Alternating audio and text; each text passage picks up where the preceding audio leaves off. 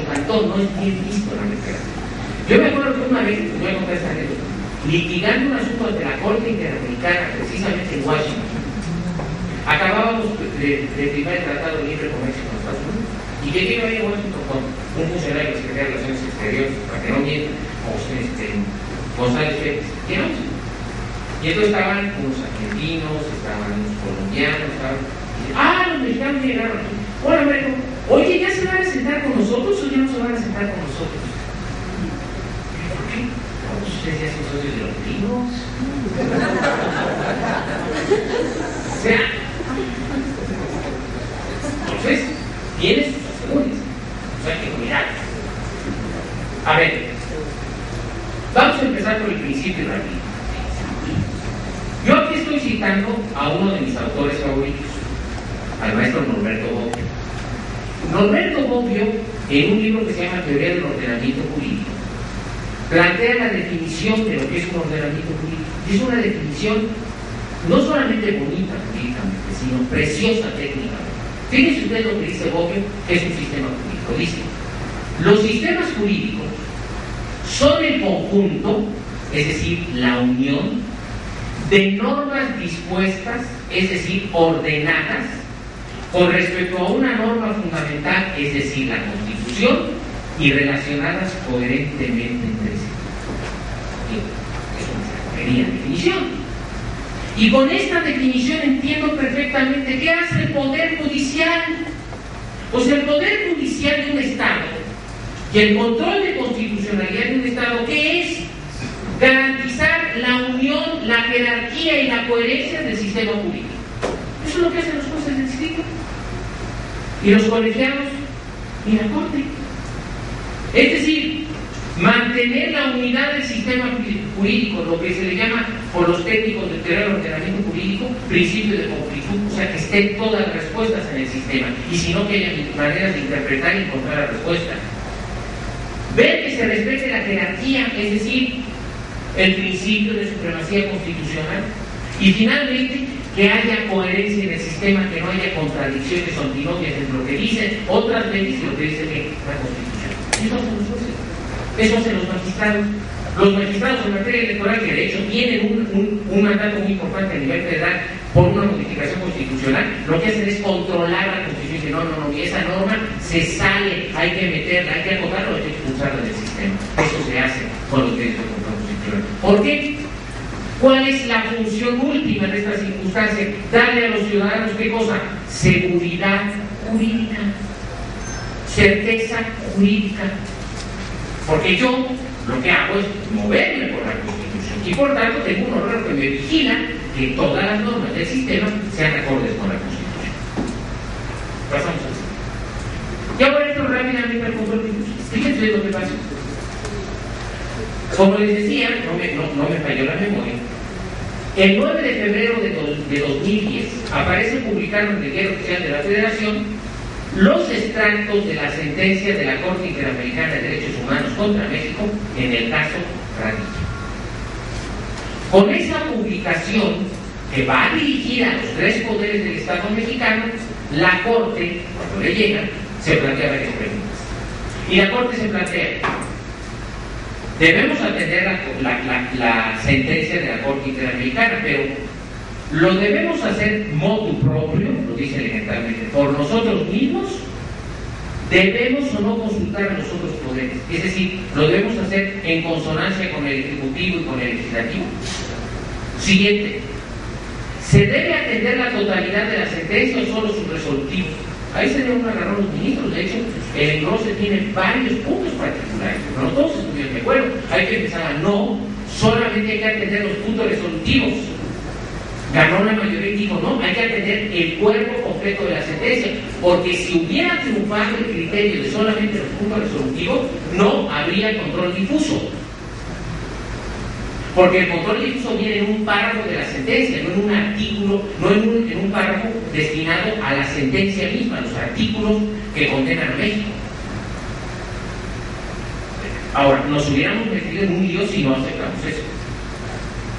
Hubiera sido una trampa del Estado mexicano. Luego, ¿qué pasa? Pues el tema, si ustedes ven el engrose, es fascinante, porque Se lo encargan primero al ministro Cosío, el ministro Cosío presente un proyecto de resolución y los ministros están de acuerdo. Dicen, no ministro, te estás viendo más allá de lo que te pedimos. Se desecha ese proyecto y se lo encargan a la ministra Narrano. Y finalmente tenemos la resolución 912 de 2003, que es histórica. Esta resolución es la que predica los principios del control difuso. ¿En qué consiste esto? Fíjense. Primero, el control difuso parte de varios presupuestos. Primero, que las resoluciones de la Comisión Interamericana, dice esta resolución, son a su vez plenamente obligatorias para el Estado mexicano. El problema es cómo son obligatorias para el Estado mexicano. Y lo dice, uno, para el Poder Judicial, o sea, para los jueces, son vinculantes no solo los puntos de la resolución de la sentencia, sino la totalidad de los criterios contenidos en la sentencia. Entonces, aquí jueces, autoridades, atención, no basta los resolutivos, hay que irse a todo el cuerpo de la sentencia.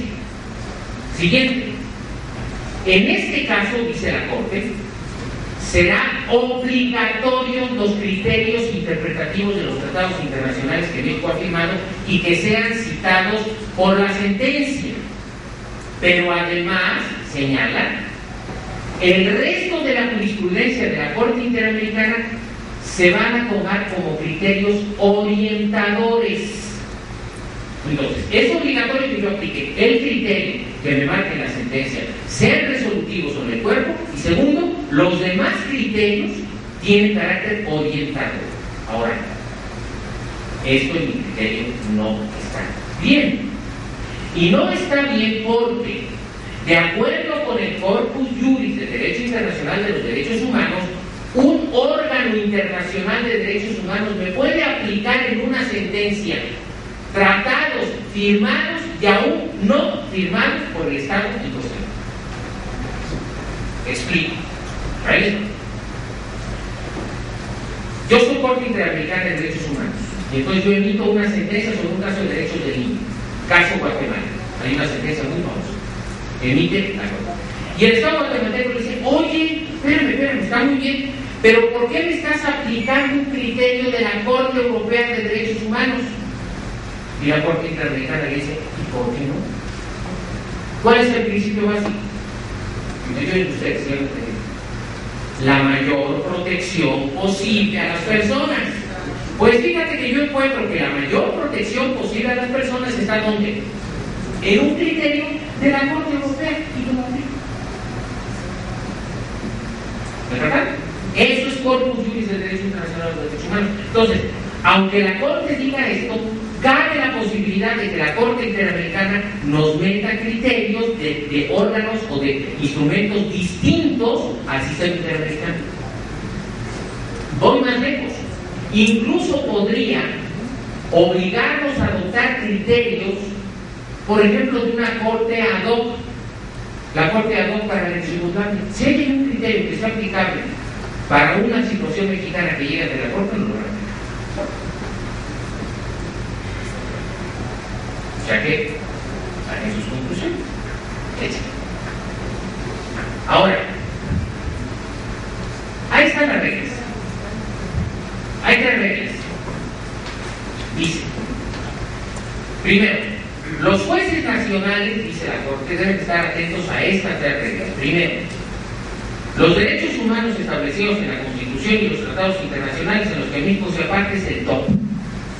Ese es el top. Derechos de la Constitución y tratados internacionales. Y dice, así como los criterios emitidos por el Poder Judicial para interpretarlos. A ver, ¿les hizo ruido o no? A ver, si vamos a aplicar los tratados internacionales, estos tratados internacionales tienen ya su interpretación, ¿sí o no? ¿Qué le importa a la Corte Interamericana los criterios del Poder Judicial? Punto. A ver, ustedes son jueces de primera instancia y van a aplicar control difuso.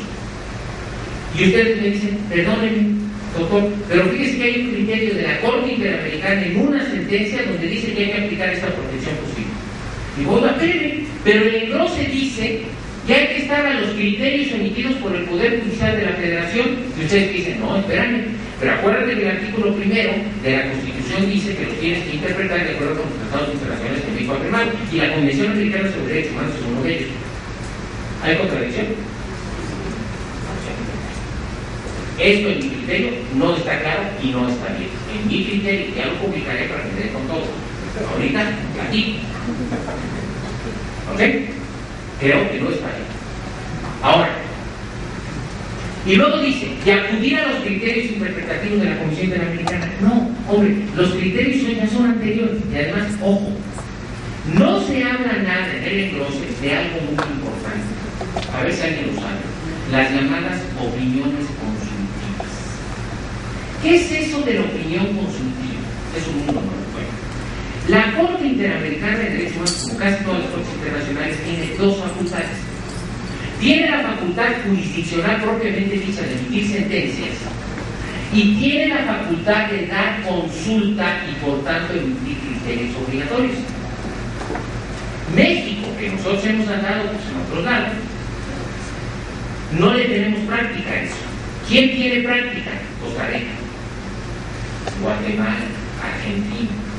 Cuando los guatemaltecos, los costarricenses o los argentinos van a emitir una ley que les hace duda que pueda ser o no consistente con la Convención Americana sobre Derechos Humanos y los tratados internacionales, ¿saben qué hacen?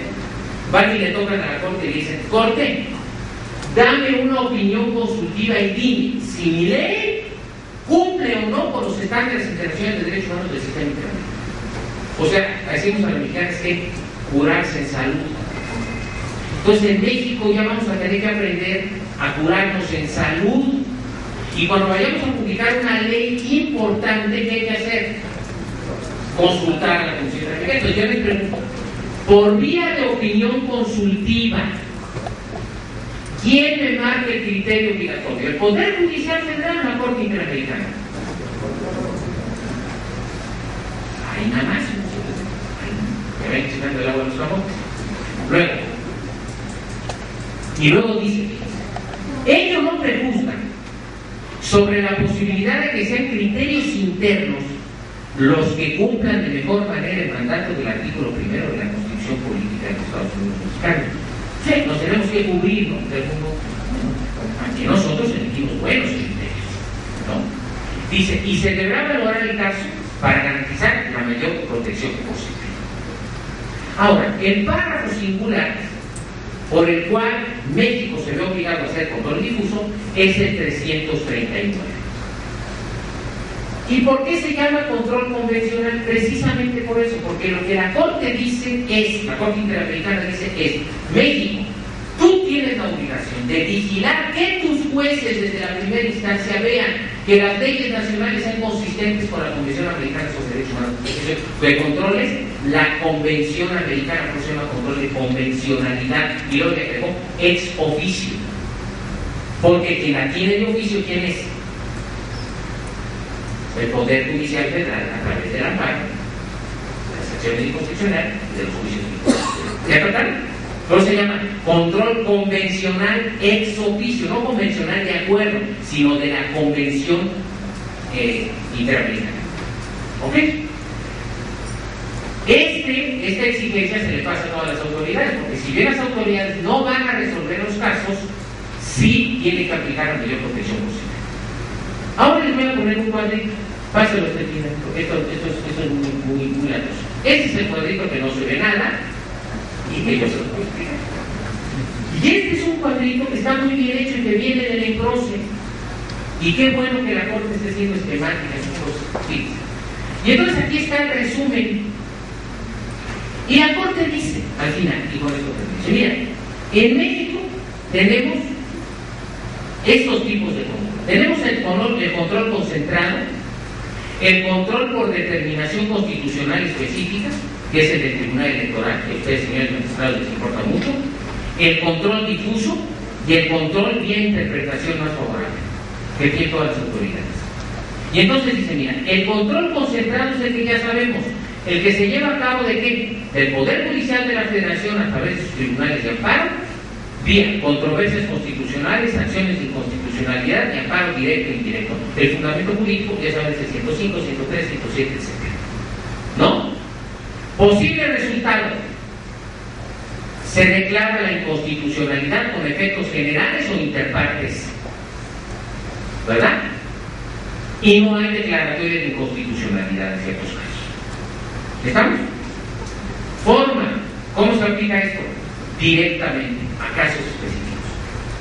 Segundo, control por determinación constitucional específica, que es el que tiene el Tribunal Electoral. Tribunal Electoral en el juicio de revisión constitucional electoral de actos o resoluciones definitivos y firmes de las autoridades electorales locales en organización y calificación de comicios o controversia de los mismos. ¿Quién lo tiene? El Tribunal Electoral y el Poder Judicial. Base jurídica, artículo 99 Constitución, párrafo 6. Posible resultado: no hay declaración de inconstitucionalidad, solamente hay que inaplicación de la ley. Forma: directa, por vía de amparo, o incidental, en casos concretos. Estoy por terminar. Aquí está el control difuso.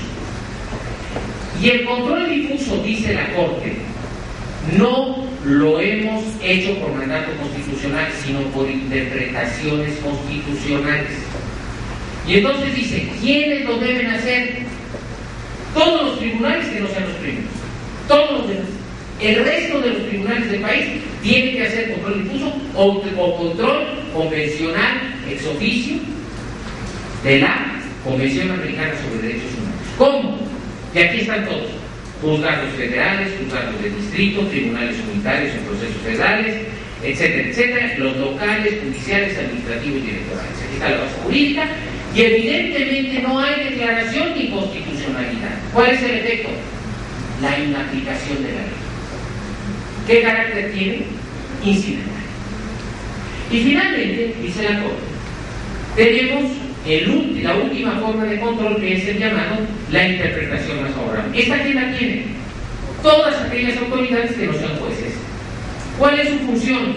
Verificar que en consonancia del artículo primero y el 133, que van a ser los grandes parámetros, las autoridades del país realicen sus funciones dando la mayor protección posible en función de los derechos humanos reconocidos por la Constitución, de conformidad con los tratados internacionales de derechos humanos firmados por el Estado mexicano. ¿Cómo lo va a hacer? A través de la fundamentación y la motivación y a través de la interpretación más favorable de la norma específica al caso concreto. ¿Cómo se hace esto y cómo se lleva a la realidad? Pues eso implica ya una operación de técnica jurídica que tendremos que aprender como autoridades, tendremos que aprender como jueces, y sobre lo cual, pues seguramente tendremos éxito y no nos habremos de equivocar. En suma, para concluir por mi parte, como ven, entramos a un territorio muy diferente, muy complejo, muy interesante, pero al mismo tiempo que nos va a obligar a hacer una reflexión en términos de argumentación jurídica, en términos de derecho constitucional y en términos de derecho internacional de los derechos humanos. A mí me parece que esto, como una charla introductoria para un tema tan novedoso, es más que suficiente. Les va a generar muchas dudas, que de eso se trata la conferencia, que les genere inquietudes y preocupaciones, y empiecen a ponerse a leer y a investigar, porque esto va a afectar evidentemente la praxis jurídica de derecho. Eso es todo lo que les tenía que decir. Si hay alguna pregunta, les hago.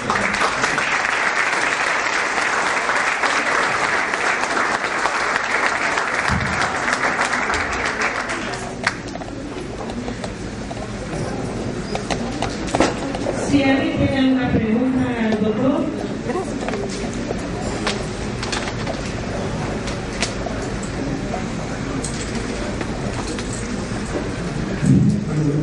Doctor Álvarez Ledesma, yo fui su alumno en la UEM. ¿Cómo le va? En la maestría. En la estructura que se le expone mi tesis de doctorado fue Ferraioli. Plantea usted el punto de las lagunas. ¿Cómo tendrían que resolverse antes de que el sistema de derechos humanos genere situaciones irreparables. Probablemente hoy día una garantía de amparo, el punto que se resuelve en resolver una contradicción, por ejemplo, de interpretación, puede ser suficiente, 3 meses, 4 meses, pero en materia de derechos humanos, el diseño institucional no está hecho para ello. Desde el punto de vista de la lógica jurídica que se impone para resolver esto, ¿cómo podríamos nosotros construir o diseñar principios de expectes del siglo XVII a efecto de que los derechos humanos no se queden en letra y realmente la garantía sirva para su eficacia? Lo felicito primero, qué bueno que ya terminó la tesis. Ya lo titulé. Ya se tituló. A ver, doctor, es una excelente pregunta. ¿Sabe qué? La Corte se lo va a responder. Si esa preocupación que usted tiene, se lo va a responder. Yo me voy a adelantar un poquito. A ver. Hay 2 criterios, yo no sé si se los enseñé a la facultad, pero hay 2 criterios para ver la plenitud de un ordenamiento jurídico. Los 2 criterios son alemanes, uno de un juicio que se llama Zimmermann y el otro de Kelsen. Es importante empezar de ahí para entender eso. Zimmermann decía que los sistemas jurídicos no tenían lagunas, lo que tenían eran límites naturales. Es un eufemismo, una forma de decir. No hay lagunas, hay límites naturales de los ordenamientos. El legislador no puede prever todos los casos y tendrá que irlo resolviendo conforme se le vaya presentando. Y el segundo criterio, que es un criterio muy famoso en México, es el criterio kelseniano. Kelsen decía que los sistemas jurídicos no tenían lagunas, pero no tenían lagunas porque en todo sistema jurídico siempre había 2 normas, una expresa y una tácita. La norma expresa, que era una norma negativa, que decía que está prohibido esto, pero al mismo tiempo había una norma espejo que decía todo lo que no está prohibido está permitido, entonces no daba lugar a las lagunas. Si no estaba prohibido, estaba permitido, si estaba prohibido, pues estaba permitido todavía. Pero estos son modelos teóricos, entonces en realidad no es suficiente copiar los tipos de normas o decir que tiene límites naturales. Por eso Bobbio decía, no, ambos modelos están equivocados. Porque el modelo que enseñaron parte del presupuesto que el derecho es un conjunto de normas de prohibición. Y el derecho es mucho más que eso. Hay muchos casos en los cuales la gente sí quiere que el derecho se le aplique, como el derecho civil, el derecho administrativo, etc. Evidentemente lo que no quiere que se le aplique es el derecho penal, que es el que está expresando que es. Pero sí quiere que se le apliquen otras ramas del derecho para proteger sus bienes, su persona. Y luego decir, por tanto es necesario que haya una tercera norma. Una norma que le llama a él general inclusiva. Es decir, una norma o un conjunto de normas en el sistema que digan de qué manera se van a llenar las lagunas. Y ahí voy. Hay básicamente 2 criterios para llenar lagunas en los sistemas. Los sistemas heterointegrativos y los sistemas autointegrativos. Los sistemas heterointegrativos, por eso es bien complicado, tiene un montón de consecuencias. Los sistemas heterointegrativos son los que creen en el derecho natural, entonces dicen, de fuera, o sea, el heterointegrativo, vamos a resolver el problema del aborto, o el problema de la pena de muerte, o el problema de la eutanasia, a través de un criterio de derecho natural. Aquí hay que acudir, pues, a lo mejor al Papa, pero hay que acudir a alguien, a que nos diga cómo lo vamos a tener que resolver. Los criterios autoaplicativos de los sistemas normales van a decir, no, para que tú resuelvas una laguna, tú tienes varias posibilidades. La primera es irte a la interpretación. Y la interpretación de la ley obligatoria, ¿quién la hace? La jurisprudencia. Y segundo, cuando la jurisprudencia no resuelva, vas a tener que acudir a los principios generales del derecho. ¿Y qué son los principios generales del derecho? Los principios generales del derecho son estándares, son criterios que están internos en la lógica de un sistema jurídico o en los principios paradigmáticos de los derechos humanos o los valores que rigen ese sistema jurídico. Entonces, ¿Cómo llenar las lagunas? Hay dos maneras de llenar las lagunas. Uno, a través de jurisprudencia que vaya previendo esos casos. O dos, a través de modificación legislativa. Y eso, fíjese, la propia Corte lo dice. Incluso la Corte señala y dice así: puede haber ejemplos, que es a lo que usted se refiere, de casos de inaplicación que no sean revisables en las vías directas o concentradas de control, pero esto no hace inviable la otra vertiente del modelo general, o sea, la aplicación para casos concretos. Provoca que durante su operación la misma Suprema Corte y el legislador revisen respectivamente los criterios y normas que establecen las condiciones de procedencia en las vías directas de control para